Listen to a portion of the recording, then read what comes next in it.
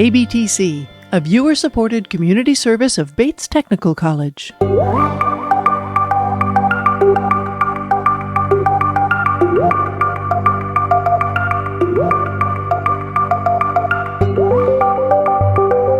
From KBTC Public Television Studios in Tacoma, Washington. Welcome to the Steve on the Street podcast, a closer look behind the headlines as public policy and current affairs impact the real lives of real people. Hello, and welcome to the Steve on the Street podcast, produced by KBTC Public Television's weekly public affairs program, Northwest Now. I'm your host, reporter and photojournalist Steve Kiggins. Today's episode focuses on government transparency, access to public records, and specifically, how the issue impacts Washington state citizens who were separated from their families and institutionalized by the state into what were once called state custodial schools. So decades ago, those institutions are where young people with intellectual and developmental disabilities were often taken in by the state, which promised families the schools were the only place their loved ones would get the care and education they needed. Of course, this was all happening around the same time of the American eugenics movement, but in early March 2024, Washington state lawmakers agreed to save thousands of historic medical records that were at risk of being destroyed and lost forever. Take a listen to our coverage where we speak with a woman whose journey through access to public records helped her learn everything she could about a family member who became custody of the state almost a century ago. Lawmakers in Olympia approved a bill that preserves and catalogs thousands of hospital records found inside dilapidated buildings at the state's Lakeland Village residential facility in Spokane County. We're talking somewhere in the order of 3,000 boxes filled with these documents that are decades old. These documents tell the stories of Washington state citizens who were separated from their families and institutionalized. Now, these records were slated to be destroyed, but that's until public record advocates sounded the alarm. My great aunt is Grace Buchanan. There's a picture of Grace. Leslie Whiting is passionate about family history. She testified during a January Senate hearing, sharing what she learned thanks to access to state records about a long-lost relative she met only once. Grace was sterilized. Grace was committed to the state custodial school by her mother on June 20th, 1929. She was 14 years old. Grace's story is just one of an untold number of histories waiting to be revealed, but only if Washington state protect and make publicly available patient records. I cried. It just changed me that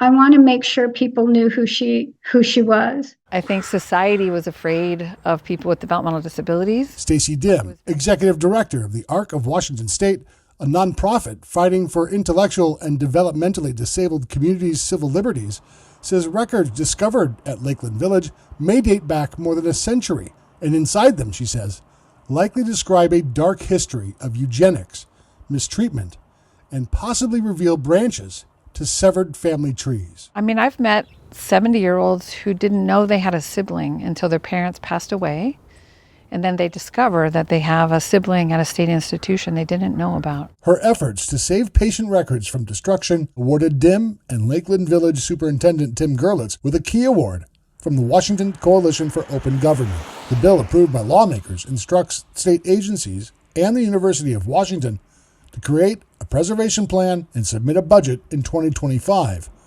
Next year, advocates hope lawmakers approve funding to add identifying information on 900 Lakeland cemetery headstones that today display only a number stamped into concrete. It wasn't just children who had, what they considered feeble-minded, but kids who were troublemakers.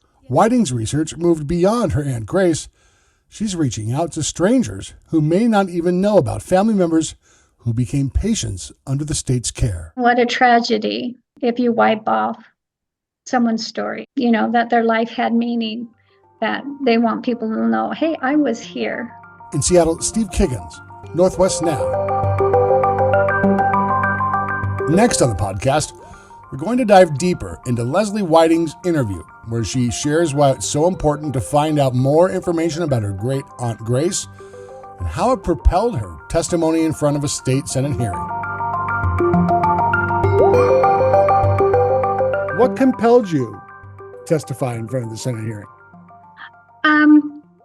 Well, as I told him a little bit, like in 2012, I was looking up some census records because I do family history. And so I couldn't find my great-grandmother, so I found Grace on the 1930 census at the state custodial school. And at the time, I didn't know anything about that. And so I started doing the research and seeing what exactly the state custodial school was. And that Because night, likely, I would guess maybe your family either didn't know or couldn't tell you exactly what happened to Grace. well, anybody who knew anything was gone. You know, my dad was still alive. He knew nothing. My dad was born in 1930. My uncle, my dad's little brother, knew nothing.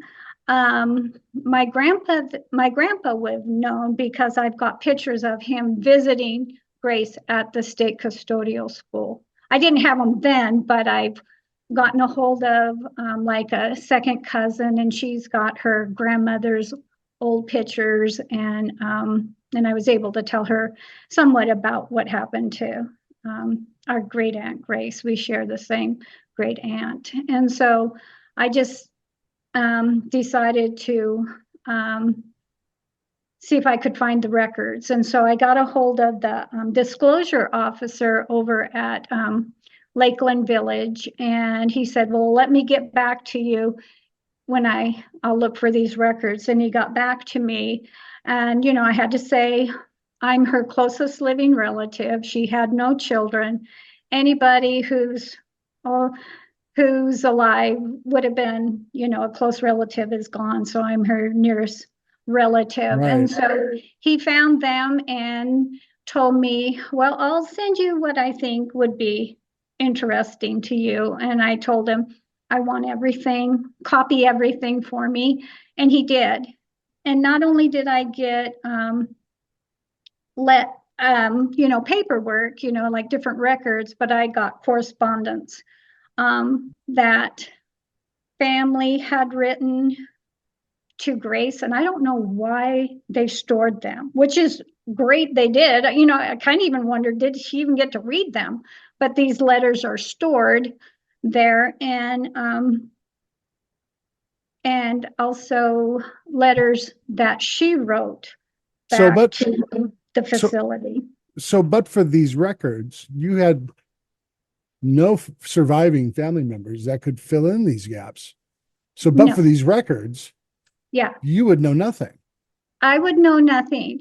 I remember meeting my great aunt Grace once at my grandparents' 50th wedding anniversary.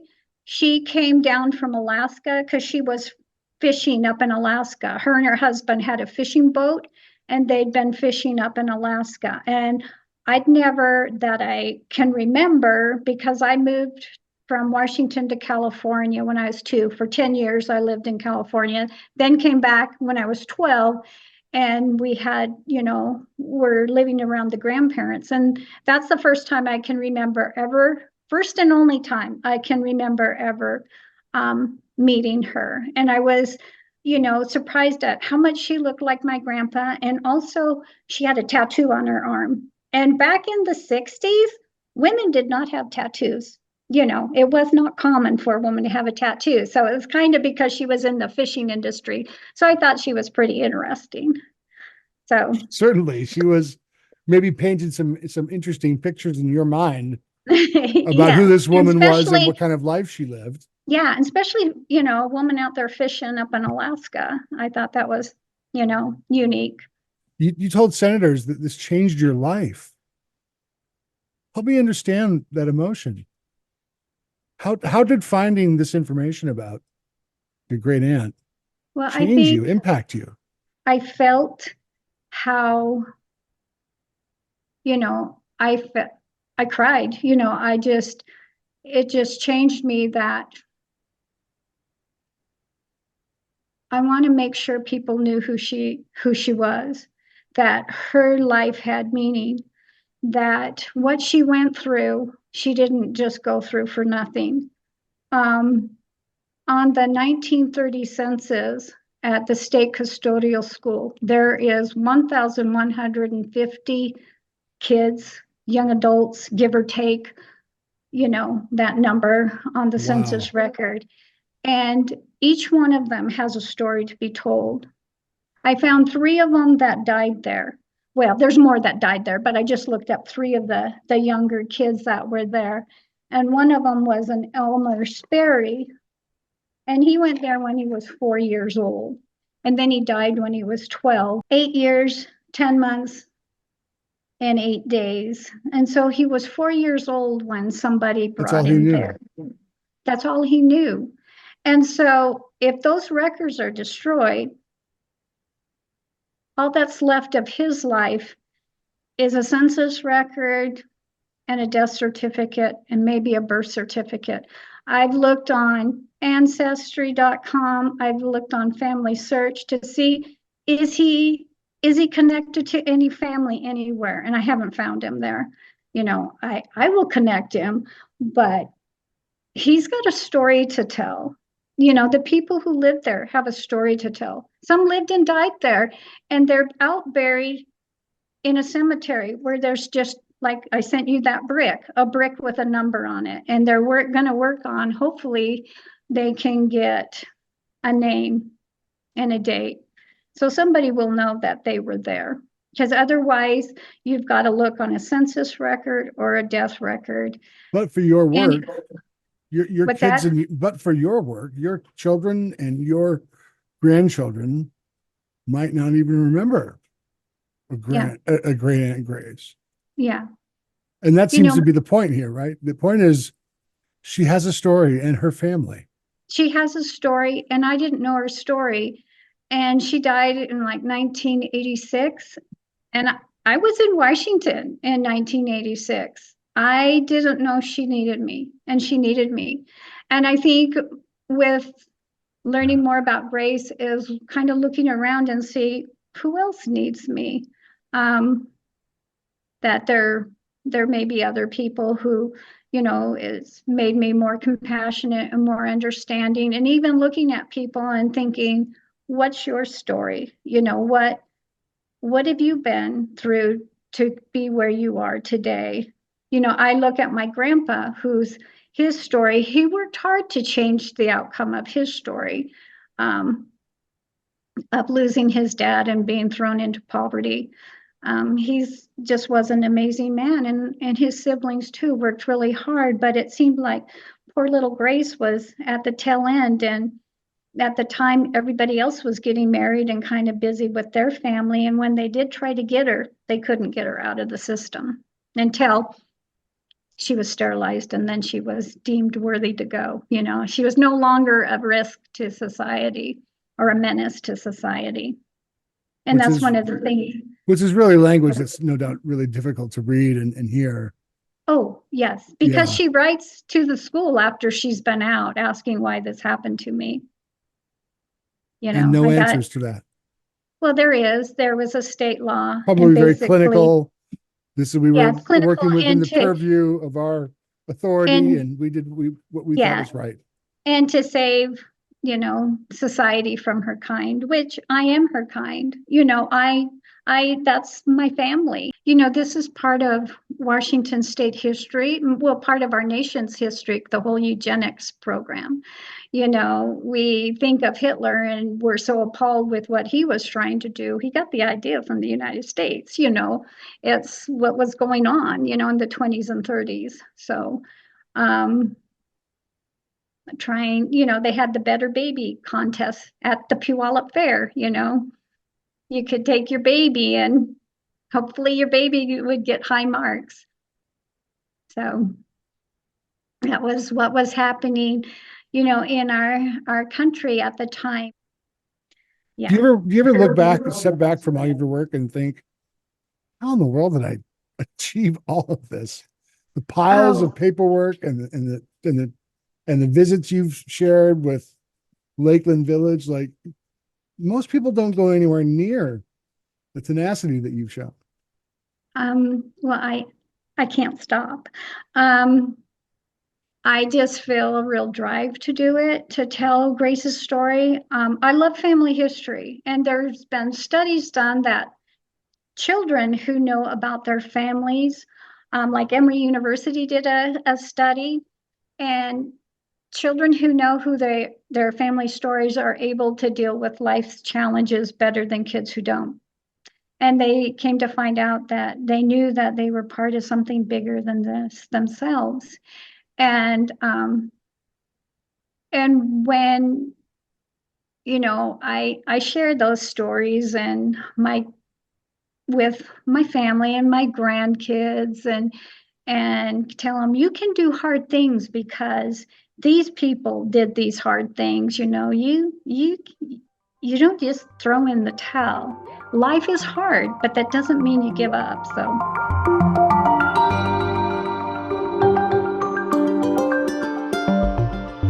I met Leslie Whiting after watching her Senate testimony, and I knew I had to hunt her down to help share her perspective. Now, next is my conversation with Stacy Dim. You'll remember she's the executive director of the ARC of Washington State, and she shares some history about the organization and offers more insight into what else could be found inside these neglected records.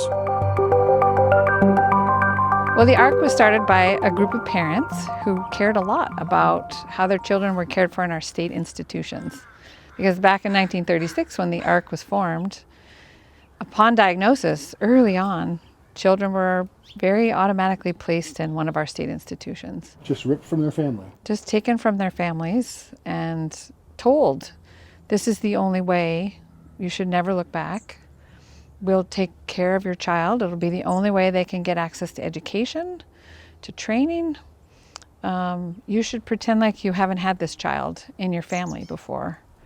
And there was even at our state institutions, our oldest, Lakeland Village, a back door with a bell where you could drop off your baby. And the bell is still there. You're kidding. It's still there. So when parents started to form a group and find each other because they didn't want to lose track of their child. They knew they weren't alone. Yeah.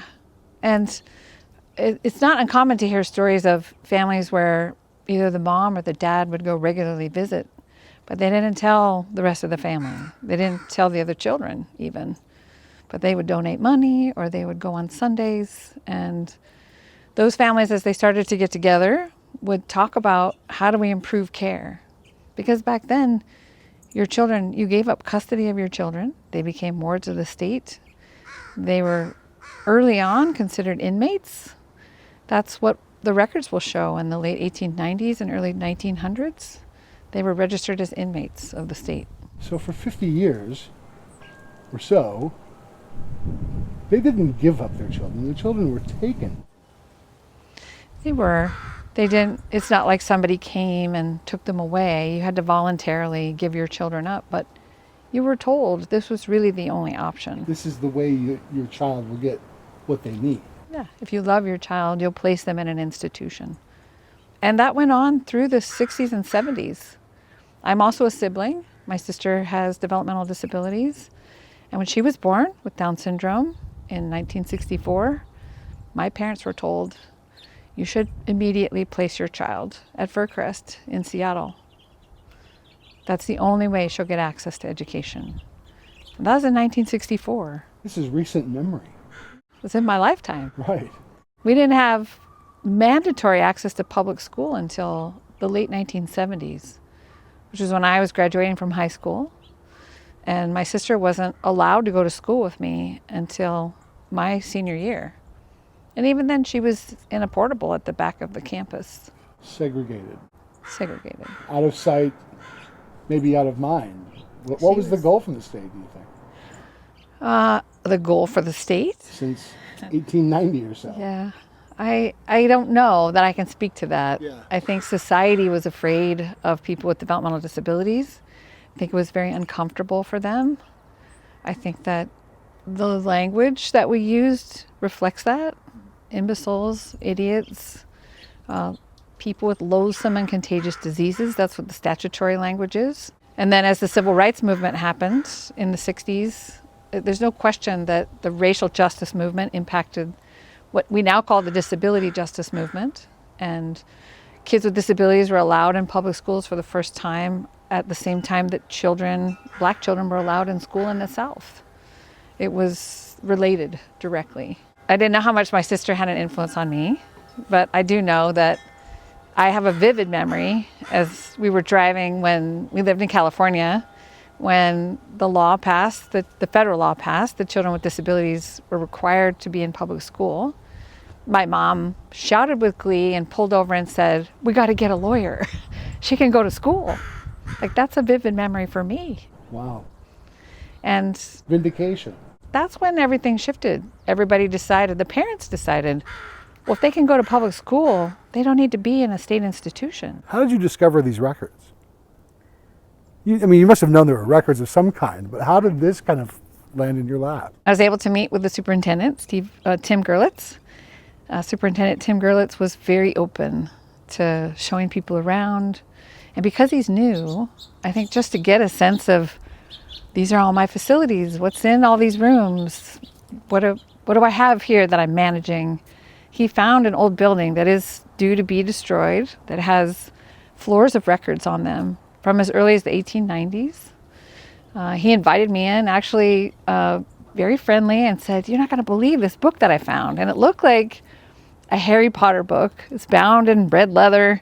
And he opened it up, and it's the first registrations of children that came into the institution in the turn of the century, in the 1900s. Their conditions, their families, what city they came from, how old they were. Just pages and pages and pages. And I was just stuck in a room.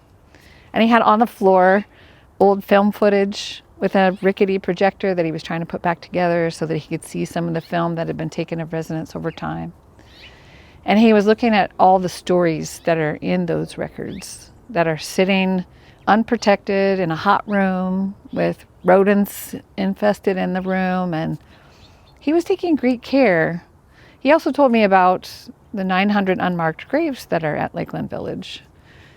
Individuals who are buried there over time in the state's care that are remembered only by a very small stone with a number on it. And that number corresponds to a book that has their name in it. That's somewhere in one of these boxes, in one of these buildings that's leaking and rotting and accumulating rot.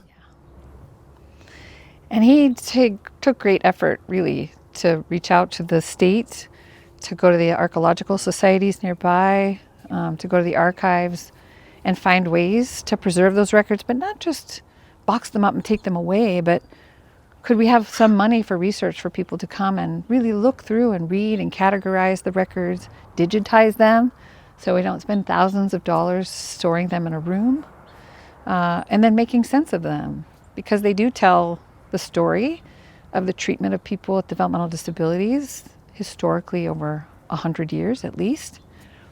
And that's an important story to tell. You talked a little bit about mistreatment of some of the patients, some of the folks that were there. I don't know if patients is the right word for that. Was then. Now we call them residents. Certainly. Yeah. But the records were mistreated as well. I mean, Yeah. if there's this arbitrary number, 75 years of retention, I mean, if there's documents there that are 100 years old, I mean, that's not even a policy that's really enforced. No. And what we do know, they'll tell a history of eugenics. They'll tell a history of cutting the Achilles tendon of someone who was a chronic runner. They'll tell the history of people with behavioral issues who were paddled. They had a special paddle with 14 holes in it to make sure that it had impact. It tells the story of individuals not getting access to medical care. It tells a lot of stories that under legal government policy, in terms of care and treatment, we need to be accountable for and have a truth and reconciliation process around that. You're just skimming the surface there, aren't you? We're talking like sterilization. Forced sterilizations. Horrendous things. There are many families who will be able to trace their history and say they were writing the state institution saying they're ready to take their family member back. And the condition was maybe, but we've got to sterilize them first because they're a nuisance to society otherwise. So the battle is now what? To preserve these records and make them open. Yes. Why is that so important, to have access to those pieces of information? I think it's really haunting I've met 70-year-olds who didn't know they had a sibling until their parents passed away. And then they discover that they have a sibling at a state institution they didn't know about, or they had a vague memory of, like their sibling disappeared at age 4 or 5. And it's a missing part of who you are as a family and your identity. And it's a moving thing to watch in a family, to want to reclaim their family member and their history and understand it. We all go through that. We all want a sense of who are we? And if this is part of my history, I want to understand. All the warm, fuzzy memories and the dark ones. Especially when they're in custody of the state, both the person and the story that's on record. In a box, in an attic, that you can't figure out where they're at. So it's the right thing to do to make that available so that families can have access to that information, but also to be able to tell a more cohesive story so that we don't repeat history.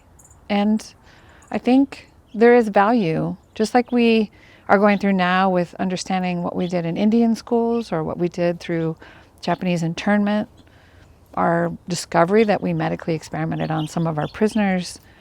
Our history will be similar. I know they will be. We are in that same category of thinking for society, that we didn't belong. Our family members didn't belong.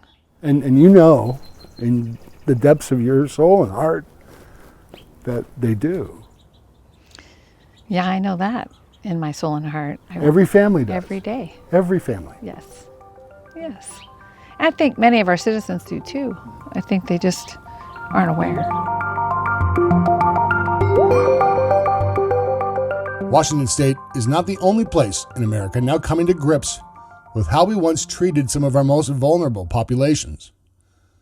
Dim says the recent actions in our state legislature to step in the right direction to fund the study of these historic records and recognize those who were once removed from our society and can finally be treated with the respect and dignity they deserve.